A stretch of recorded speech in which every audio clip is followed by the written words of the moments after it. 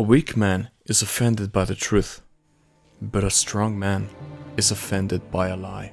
Do you know what that means? Let's take a look at the scene on when the fan favorite character Zoro stands on business. He lays out to the crew and even to the captain as if he was the one with authority the importance on letting somebody recognize their mistakes rather than forgiving them for them. Usopp, who defied the captain and challenged him to a fight, also stated that he left the crew, but now they had heard that he wanted to go back in. Happy about all of this, of course, the captain and the rest of the crew are going to go get him. They're very happy about it, because they're friends after all. But in this scene, Zoro reaffirms the importance for a man like Usopp to come and say sorry himself before he gets admitted into the ship anew. But why did Zoro do this? Was it for the vanity of feeling like he had something over him, or was it because his own ego was damaged and so he wanted some kind of revenge? It was because of neither reasons. The rest of the crew was ready to accept Usopp back into the ship, allowing him no real self-growth of realizing that the mistake he did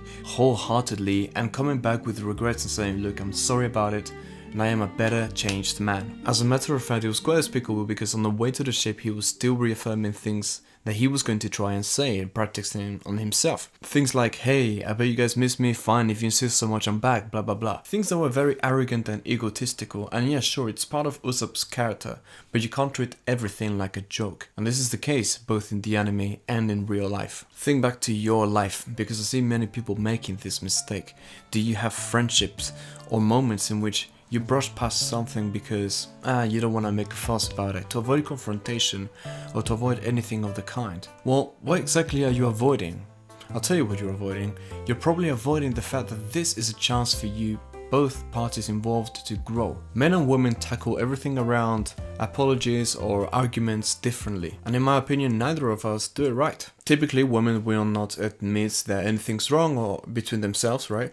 Or that there's any problem, or oh, it's fine, I don't mind. And sometimes it's true and sometimes it's not true, but you can't really tell, and they pretend like they forgive you but they don't. This is women on women, right? Men on men.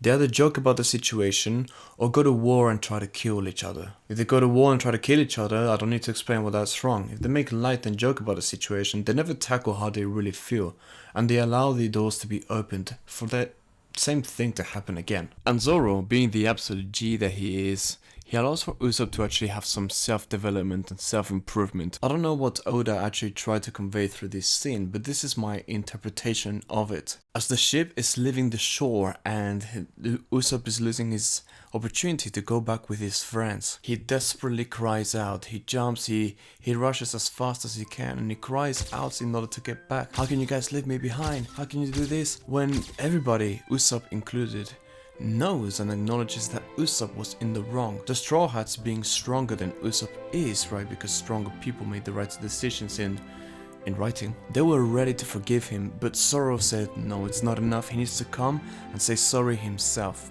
As the despair grows further and further, Usopp's realizing that it's his mistake and that he needs to own up to it. The scene is written in such a way that Luffy couldn't hear anything that Usopp was saying. His voice was not reaching him until at last he says, "I'm sorry, please take me back."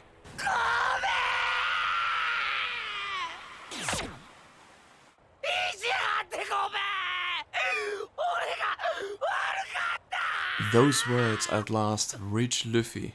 He realizes that he is sorry, he owns up for his mistake, and he's grown from it.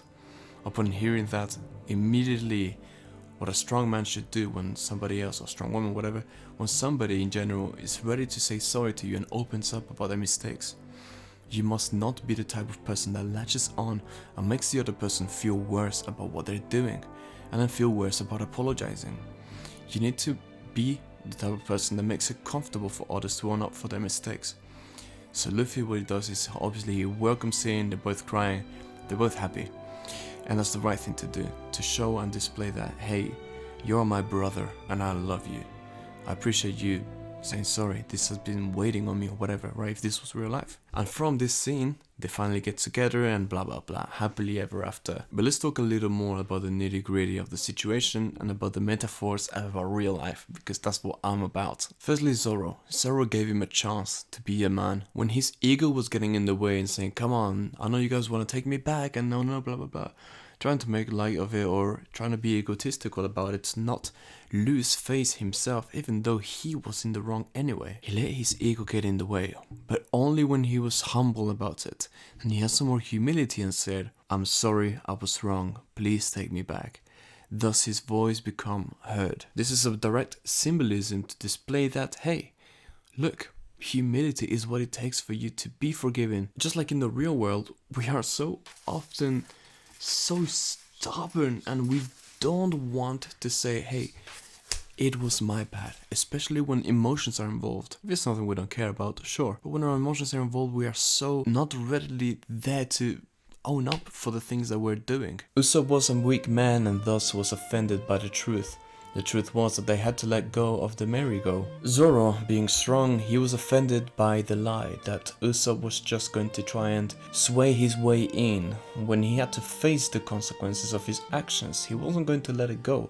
He was going to give Usopp, his comrade, who he believed in, a chance to redeem himself. And he did. Likewise in your own life, try to detect and avoid where your ego could be getting in the way of your humility. In the first place, if you want to build, because I'd like to believe that I have the best of people around me, that believe in me, that support me, that tell me when I am being a little bitch about stuff and I'm like trying to run away from something difficult that I must affront. I have this kind of people around me that want the best for me. And if this is the kind of company that you want around you, I suggest you have some more humility and truth, because you're not going to attract anyone of quality around you and your world if you're just an egoistic person. Have confidence, sure.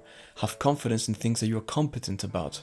Otherwise it's just arrogance. People that let their ego get in the way may have higher positions than you in the company you're working at or whatever. But that's probably all that they will amount to this in their life. They land in opportunities and chances through life maybe sometimes that may cause or generate envy in you, but don't let that get to you, because you have your spirit and your soul intact, and with your humility you can reach different heights that they will never even dream of. Hope you liked the video. This scene, I don't know, I watched this scene while I was eating my food and I was like, oh my god, blah, blah, blah. So I hope you liked it. Strive to be 1% better every day, and much love.